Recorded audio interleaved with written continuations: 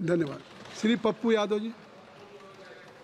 बहुत धन्यवाद सभापति महोदय हृदय से। मेरा सिर्फ आग्रह ये है कि यूनिवर्सल हेल्थ कवरेज जो अमेरिका गवर्नमेंट ने और ख़ास तौर पर भारत में जो राजस्थान की सरकार जब कांग्रेस की थी तब यूनिवर्सल हेल्थ कवरेज की बात उन्होंने की और कानून भी लाया। भारत में यूनिवर्सल हेल्थ जो कि कंपलसरी और कॉमन हेल्थ की जो बात है, जो ये मौलिक अधिकार भी है, फंडामेंटल राइट भी है आम आदमी का, तो अध्यक्ष महोदय फंडामेंटल राइट पे जीएसटी, जिसको हमारे आदरणीय वरिष्ठ नेता गडकरी साहब ने लिखा भी है कि जीएसटी पर जो बीमा है उस पर यदि उसके सामान पर जिन चीज़ों पर यदि आप इतनी जीएसटी, आयुर्वेदी पर 15% लगाएंगे, और हमारा देश जो है फार्मा के लिए जाना जाता है दुनिया में, वर्ल्ड में, लेकिन जब हम फार्मासिस्ट की बात करते हैं तो आप किसी भी दुकान पर देखिएगा सभापति महोदय की जेनेटिक दवाई और आयुर्वेद की दवाई नहीं के बराबर रहती है, और कोई डॉक्टर नहीं लिखता है। डॉक्टर पर्ची उसी को लिखेगा जो उनको कमीशन देता है। डॉक्टर बगैर कमीशन के दवाई लिख ही नहीं सकता। दवाई के लिए एमआर हैं, बहुत क्लियर है सभापति महोदय। मेरा कुछ भी नहीं कहना, मेरा कहना है कि स्वास्थ्य पर आप कितना बजट देते हैं, क्या देते हैं, उसमें मैं डाटा में नहीं जाऊंगा। मेरा 43,000 निजी, 69,000 अस्पताल है इस देश में, 39,000 अस्पताल प्राइवेट है, प्राइवेट।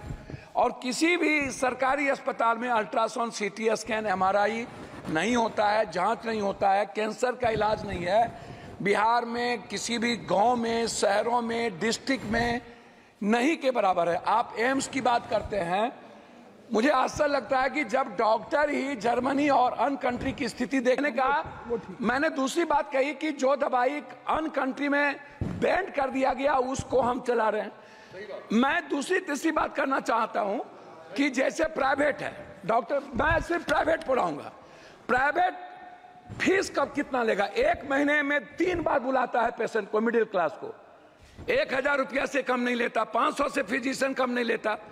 ये कौन तय करेगा? Ultrasound, CT scan, MRI, x ray, जांच 3800, 4,000, 12,000 जांच में लग जाते हैं एक मिडिल क्लास को।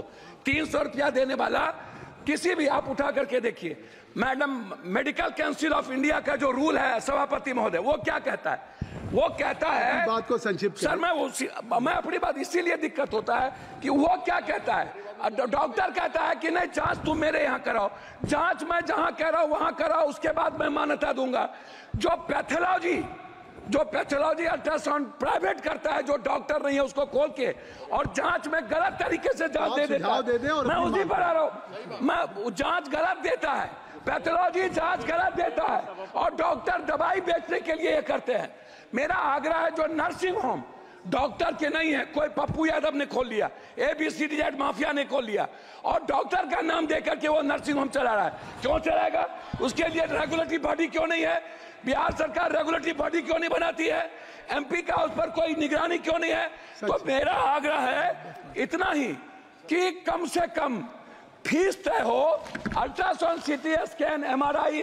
मुझे बहुत कुछ बोलना था लेकिन आप कर रहे हैं। मैं अपने क्षेत्र का 1 मिनट में बोल के, 4 मिनट मैं अपने क्षेत्र, आपका नाम है, मैं अपने क्षेत्र का बोल के, बिहार, कोसी, सीमांचल, पूर्णिया जिले में, पूर्णिया जिले के लिए, कोसी सीमांचल में मैं एक एम्स की बात, पूर्णिया जिले में कैंसर, सीमांचल मुख्यालय पूर्णिया में बर्न अस्पताल, सीमांचल क्षेत्र में जिला मुख्यालय पूर्णिया में कैंसर अस्पताल, कोसी जिला मुख्यालय सहरसा में आयुर्वेदिक मेडिकल कॉलेज, कोसी कमिश्नरी जिला मुख्यालय सहरसा में ट्रामा सेंटर, और बिहार पूर्णिया जिला। आ गई बात, आपकी बात आ गई। मैं लास्ट कर रहा हूँ, मेरा सिर्फ, मैं लास्ट कर रहा हूँ। मेरा आग्रह यह है कि निजी नर्सिंग होम पे और फीस पे, जांच पे, अल्ट्रासाउंड, एमआरआई, सीटी स्कैन लगे उसका तय हो, अन्यथा किसी भी कीमत पर जितना बजट ले आइए कुछ नहीं होने वाला है।